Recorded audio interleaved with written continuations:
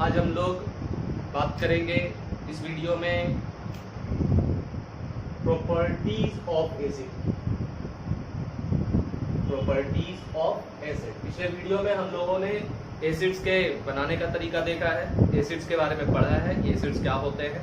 ठीक है, आज हम लोग प्रॉपर्टीज ऑफ एसिड देखेंगे, जिसमें सबसे पहले हम लोग पढ़ेंगे किसके बारे में, फिजिकल प्रॉपर्टी के बारे में, फिजिकल प्रॉपर्टीज के बारे में। फिजिकल प्रॉपर्टीज में क्या आ रहा है, फिजिकल प्रॉपर्टीज के बारे में अगर हम लोग बात करेंगे तो फिजिकल प्रॉपर्टीज में क्या आ रहा है, सबसे पहला आ रहा है क्या, इसका टेस्ट। जब एसिड के बारे में बताया गया तो ये इसका सबसे पहला कॉन्सेप्ट ही था कि इसके टेस्ट के अकॉर्डिंग बताया गया कि जो सब्सटेंस क्या होते हैं, सार होते हैं।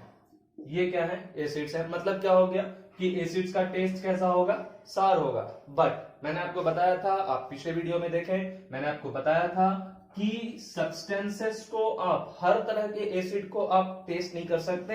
Specially you can not test mineral acids. क्यों? क्योंकि मिनरल एसिड जैसे HCl है, HNO3 है, क्या है ये हाईली कोरोसिव होता है नेचर का। हाईली कोरोसिव होता है नेचर का, कहने का मतलब क्या है कि ये बर्निंग कैपेसिटी रखता है अपने साथ, हाईली कोरोसिव नेचर का है, तो ये आपको नुकसान पहुंचा सकता है। दैट इज बिकॉज हम लोग इसको टेस्ट नहीं कर सकते। तो बोला गया था कि अगर टेस्ट नहीं कर सकते then how can we detect whether the substance is acid और एनीथिंग एल्स। या वो बेस हो सकता है या फिर वो सॉल्ट भी हो सकता है। तो कैसे पहचानेंगे, हम लोग आगे देख लेते हैं इसके बारे में। इसके बाद क्या है, टेस्ट को छोड़ दे अगर, तो टेस्ट के बाद अगर बात की जाए तो हम लोग फिजिकल प्रॉपर्टीज में एसिड का बात है क्या, इसका फिजिकल स्टेट। फिजिकल स्टेट, वो जो एसिड आपने लिया ये सॉलिड है या लिक्विड है या गैस है। कई बार आपके मन में ये आ जाता है कि एसिड बोला गया है तो जाहिर सी बात है ये क्या होगा, लिक्विड ही होगा, है ना। लेकिन ऐसा नहीं है। एसिड्स जो होते हैं ये सॉलिड भी हो सकते हैं और लिक्विड भी हो सकते हैं, सॉलिड भी हो सकते हैं और लिक्विड भी हो सकते हैं। तो जो सॉलिड एसिड्स होते हैं उसको हम लोग क्या करते हैं, एक्वस सॉल्यूशन में ले जाकर के उसको डिसॉल्व कराने के बाद लिक्विड में कन्वर्ट करते हैं। जैसे आप मान लीजिए आपने लिया है साइट्रिक एसिड, आप ले लेते हैं टर्टरिक एसिड, आप लेते हैं ऑक्जेलिक एसिड। तो ये जो एसिड्स होते हैं, या फिर है आपका क्या, बोरिक एसिड है, ठीक है। तो ये जो एसिड्स होते हैं ये सॉलिड एसिड है, ये सॉलिड के फॉर्म में है, ठीक है। यानी इसका फिजिकल स्टेट क्या है, सॉलिड है।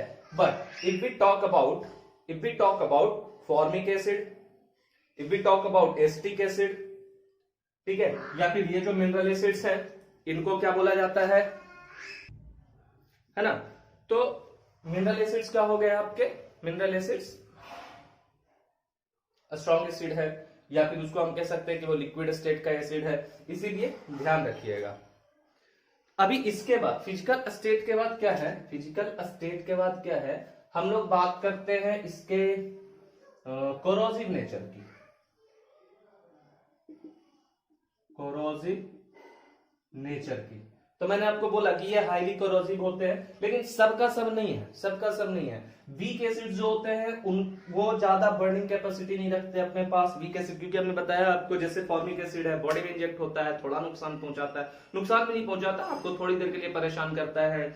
एसिटिक एसिड हम लोग विनेगर में यूज कर रहे हैं, टर्टरिक एसिड है। जैसे आप देखोगे, जैसे टैमरिंड होता है ना, आप जब उसको खाते हो तो 4, 5, 10 अगर आप खा लेते हो तो आपके टंग पे थोड़ा सा आपको फील होगा कि वो बर्न हो रहा है, जल रहा है। तो ये होता है उसका नेचर, वो एसिड का प्रॉपर्टी है जिसकी वजह से ऐसा होता है या लगता है।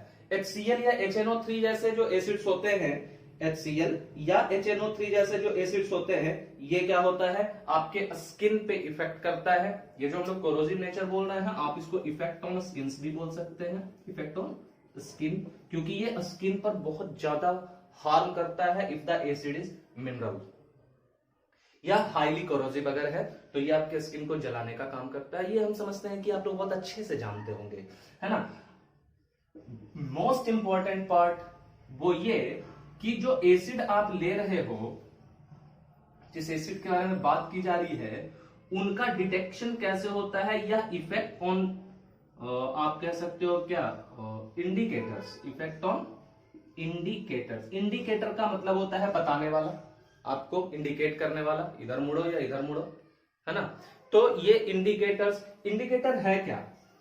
इंडिकेटर वैसे सब्सटेंस है जो अपने कलर्स को चेंज करते हैं और कलर को चेंज करने के बाद आपको ये बता कर देते हैं कि ये जो सब्सटेंस आपने लिया है, ये सब्सटेंस ये एसिड है या फिर ये बेस है ना। तो उसी के बारे में हम लोग यहां पर इंडिकेटर के बारे में हम लोग समझेंगे कि ये एसिड है या फिर बेस है, वो हम लोग देखते हैं।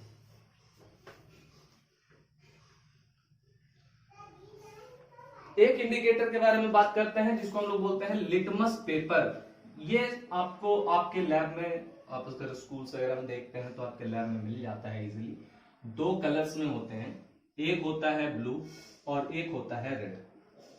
आपने दोनों इंडिकेटर्स लिया है, एक सॉल्यूशन आपने यहां ले लिया है, ये सॉल्यूशन, ठीक है, जिसमें A प्लस B ये मिला हुआ है। अब आपने इस सॉल्यूशन में इंडिकेटर ब्लू वाला, जो ब्लू कलर का है, ये आपने डाला। अगर इसका कलर चेंज हो गया, अगर इसका कलर चेंज हो गया तो ये एसिड सॉल्यूशन होगा। मतलब ब्लू लिटमस अगर रेड में कन्वर्ट हो गया, रेड कहने का मतलब depending on the strength of the solution कि ये आपका कितना कंसंट्रेटेड है या इसमें एसिड अमाउंट कितना ज्यादा है या कम है, ठीक है। तो एग्जैक्ट एकदम मतलब डार्क रेड नहीं मिल जाता है, हो सकता है कि आपको लाइट रेड मिले, थोड़ा कम मिले, क्रिम्सन मिले, तो ये डिपेंड करता है एसिड के स्ट्रेंथ के ऊपर। अगर आपने रेड लिटमस लिया, ठीक है, और रेड लिटमस को उसी सॉल्यूशन में आप डालते हैं, if there is no change in the colour, जैसे हो सकता है कि आपके पास ब्लू लिटमस नहीं है तो कैसे चेक करें? सर तो बोले थे कि ब्लू लिटमस को अगर डालते हैं एसिड में तो क्या होता है, वो रेड में कन्वर्ट हो जाता है। ब्लू लिटमस तो है ही नहीं, तो रेड डालकर चेक कर लो, है ना। अगर कलर में चेंज नहीं आता तो दो केसेस हो सकते हैं, या तो वो एसिड हो सकता है या फिर सॉल्ट हो सकता है। लेकिन आपको ये कह दिया गया है कि यहाँ या तो ये एसिड है या फिर ये बेस है, तो सॉल्ट का केस ही नहीं है, सॉल्ट का केस ही नहीं है। इसीलिए अगर रेड इंडिकेटर में किसी तरह का, रेड लिटमस पेपर में किसी तरह का कोई चेंज नहीं आता है तो आप कह सकते हैं कि ये क्या है, एसिड है। क्लियर। दूसरा हमारे पास है मिथाइल ऑरेंज, जो आपके पास इजीली अवेलेबल होता है आपके लैब्स में, ठीक है, नाम से ही पता चल रहा ना, ये ऑरेंज कलर का होता है लैब में अगर आप इसको देखते हैं तो। क्योंकि हम लोग बात कर रहे हैं एसिड्स की, किसकी बात कर रहे हैं, एसिड्स की।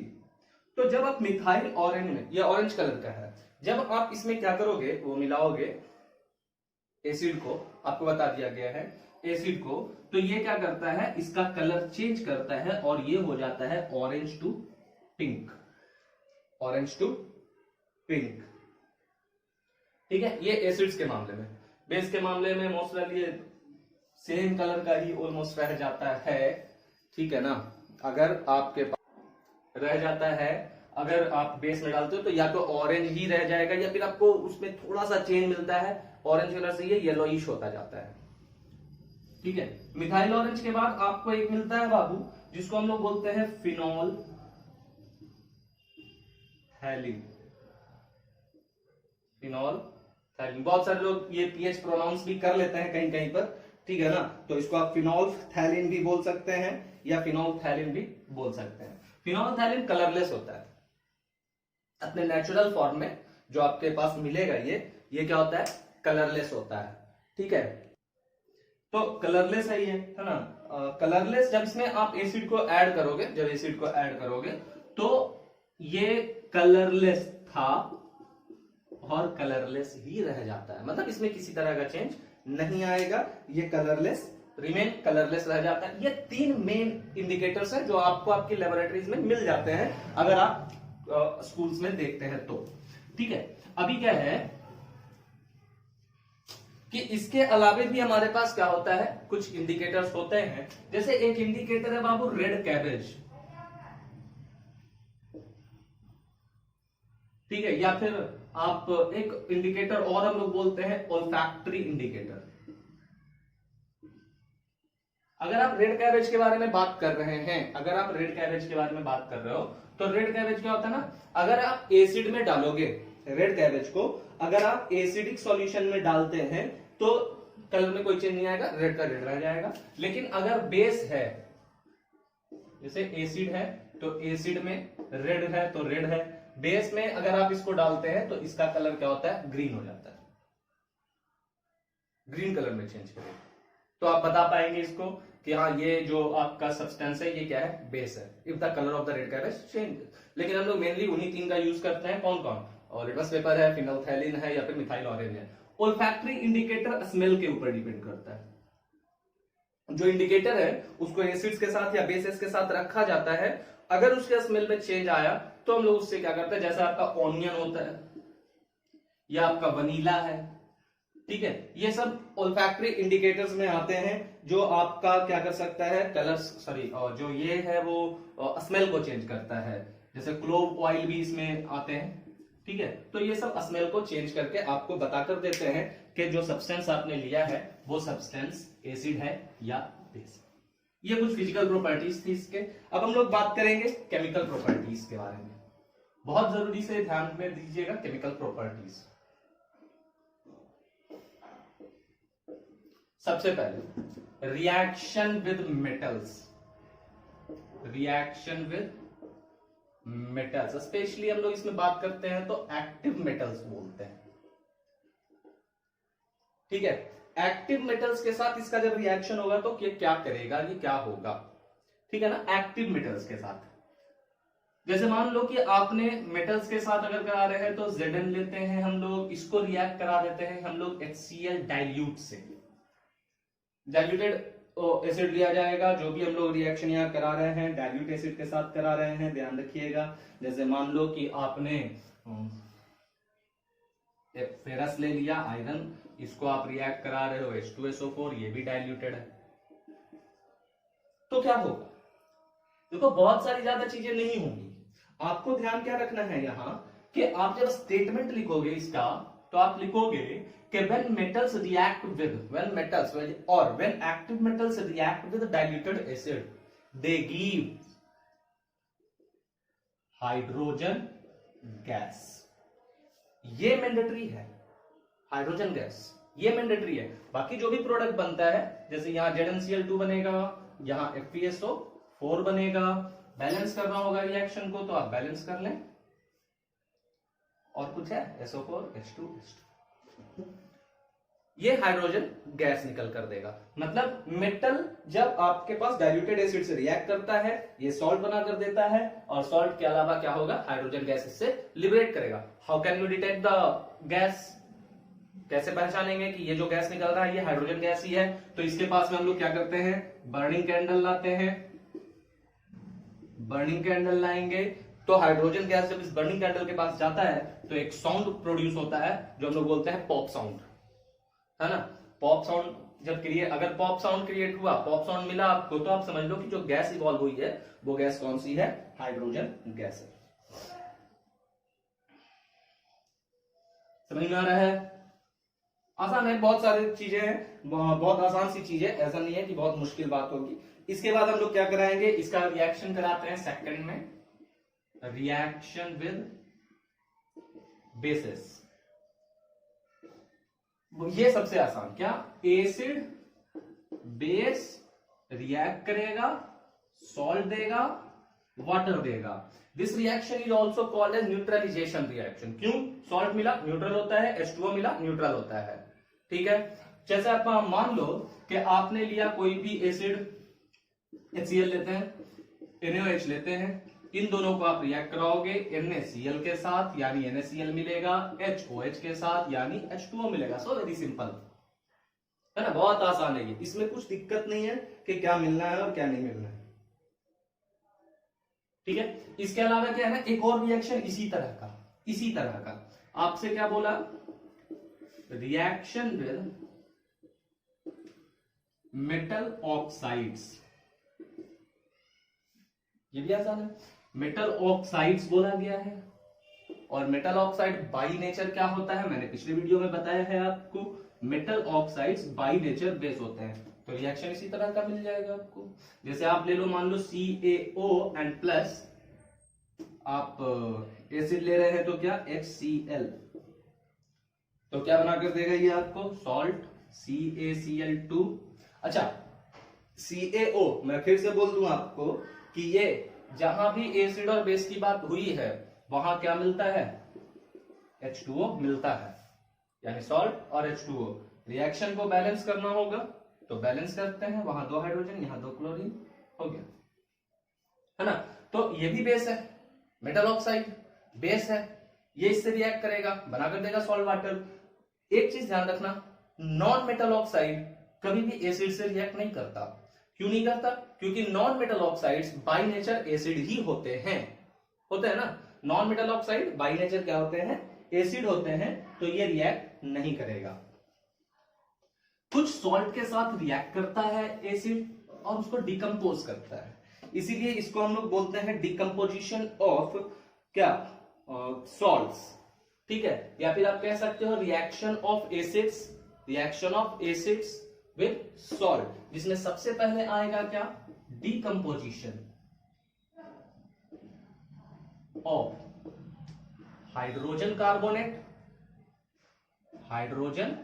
कार्बोनेट और सिंपली कार्बोनेट्स, ठीक है। जैसे आप मान लो आपने रिएक्ट करा दिया है कैल्शियम कार्बोनेट को, CaCO3 + 2HCl, मैंने बैलेंसिंग कर लिया डायरेक्टली, आप नहीं करेंगे, आप बाद में बैलेंस करेंगे। CaCO3 + HCl, तो क्या देगा बनाकर, देखो CO3 है ना यहां, तो एक कार्बन डाइऑक्साइड आपको मिलना है, ठीक है। हाइड्रोजन ऑक्सीजन बचेगा, कार्बन डाइऑक्साइड निकल जाएगा, तो यहां बचेगा ऑक्सीजन अभी आपके पास, तो ये आपको H2O भी देगा, और क्या देगा, सॉल्ट। यानी क्या मिलेगा, सॉल्ट मिलेगा, वाटर मिलेगा, और क्या मिलेगा, CO2 गैस मिलेगा, कोरेस्पॉन्डिंग सॉल्ट। तो इसके अकॉर्डिंग जाएंगे तो क्या मिलेगा, CaCl2 + H2O + CO2 gaseous form में मिल गया। रिएक्शन को बैलेंस करना होगा, बैलेंस कर सकते हैं आप, तो आसानी से जानते हो बैलेंस करना, है ना, ठीक है। ये है कैल्शियम कार्बोनेट। उसी तरह से मैंने बोला है कि हाइड्रोजन कार्बोनेट, तो हाइड्रोजन कार्बोनेट को हम लोग बाइकार्बोनेट भी बोलते हैं। Suppose you have taken NaHCO3 + HCl, तो सोडियम हाइड्रोजन कार्बोनेट, इसको हम लोग सोडियम बाइकार्बोनेट भी बोलते हैं। तो ये क्या देगा, सेम कंपोनेंट मिलेगा, सेम चीजें मिलेंगी इसी की तरह, salt water carbon dioxide, salt water carbon dioxide. तो सॉल्ट, सोडियम का कोरेस्पॉन्डिंग सॉल्ट क्लोरीन है यहाँ, तो क्लोरीन के साथ NaCl बनेगा, उसके अलावा H2O मिलेगा, उसके अलावा क्या मिलता है, CO2 गैसियस फॉर्म में आपको मिल जाता है। आसान है ना। यानी सॉल्ट क्या हुआ, डिकम्पोज हो जाता है, इसके लिए आप लोग इसको ध्यान में रखेंगे, ठीक है। आप एक चीज और ध्यान रखना कि अगर यहां जो सॉल्ट प्रोड्यूस हुआ, इफ सॉल्ट इज वोलाटाइल या फिर सॉल्युबल हो वाटर में, तो रिएक्शन यहीं रुक जाएगा, ठीक है। अगर सॉल्ट क्या हो, ये जो सॉल्ट प्रोड्यूस हुआ है, अगर ये सॉल्ट क्या होता है, सॉल्युबल है, तो ये क्या होगा, रिएक्शन आगे प्रोसीड नहीं करेगा। And if it is not soluble, ठीक है, अगर सॉल्युबल है तो प्रोसीड करेगा, क्योंकि सॉल्युबल होगा तो और ज्यादा डिसोसिएट होगा, लेकिन अगर इनसॉल्युबल है तो प्रोसीड नहीं करेगा। इनसॉल्युबल का मतलब जब घुलेगा ही नहीं वाटर में, जब वाटर में घुलेगा ही नहीं तो रिएक्शन तो आगे नहीं बढ़ सकता, है ना। जैसे सोडियम क्लोराइड, ये सॉल्युबल है, तो अभी आप इसको और ज्यादा प्रोसीड करा के इसको भी डिकम्पोज करा सकते हैं, लेकिन जब घुलेगा ही नहीं तो उसको आप कुछ नहीं कर सकते। ये आप थोड़ा सा ध्यान रखना। इसके अलावा क्या है कि हम लोग जब आगे बढ़ते हैं और इसमें डिकम्पोजिशन, चूंकि हम लोग डिकम्पोजिशन करवा रहे हैं सब्सटेंसेस का डिकम्पोजिशन करा रहे हैं, तो हम लोग सल्फेट के बारे में चलेंगे। सल्फर का भी डिकम्पोजिशन होता है सल्फाइड में, सल्फाइड का, है ना। तो यहां जैसे कार्बन डाइऑक्साइड गैस प्रोड्यूस हुआ, यहां क्या हुआ, कार्बन डाइऑक्साइड गैस प्रोड्यूस हुआ ना सॉल्ट में। तो जब हम लोग सल्फाइड या सल्फाइड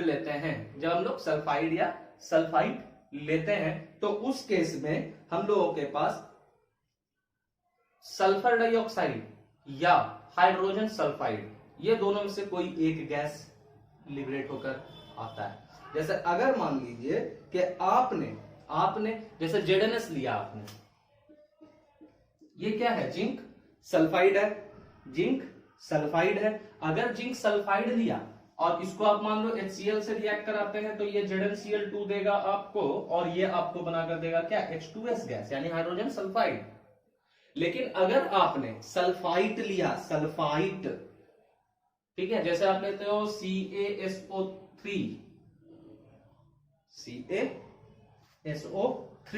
और आप इसको अगर आप रिएक्ट करा दोगे किसके साथ, HCl के साथ, तो ये देगा CaCl2, ये देगा ये देगा H2O और ये देगा क्या, सल्फर डाइऑक्साइड गैस। ठीक है, तो ये भी क्या हुआ, डिकम्पोजिशन ऑफ सल्फाइड और सल्फाइड हुआ। ये कुछ हम लोगों के पास क्या है, सॉल्ट्स के, सॉरी एसिड्स के क्या है वो प्रॉपर्टीज, केमिकल प्रॉपर्टीज कि किस तरह से एसिड अलग अलग सब्सटेंसेस से रिएक्ट करता है। तो आप लोग इसको देखें, इस वीडियो के बारे में अच्छे से समझें, और पीछे का जो वीडियो, अगर आपने पीछे का वीडियो नहीं देखा तो आप एसिड बेस सॉल्ट का पहला वीडियो देखें, ठीक है। और वहां से आपको किसी भी तरह की प्रॉब्लम होती है, कमेंट सेक्शन, व्हाट्सएप, टेलीग्राम, कहीं से भी जुड़िए, जुड़ने के बाद अपने डाउट्स क्लियर कराइए। हम लोग नेक्स्ट वीडियो में बात करेंगे बेसिस के बारे में, कि बेस कैसे बनता है, बेस का प्रॉपर्टी क्या होता है, उसका केमिकल प्रॉपर्टी क्या होता है, ठीक है। तो हम लोग जल्दी मिलते हैं अगले वीडियो में।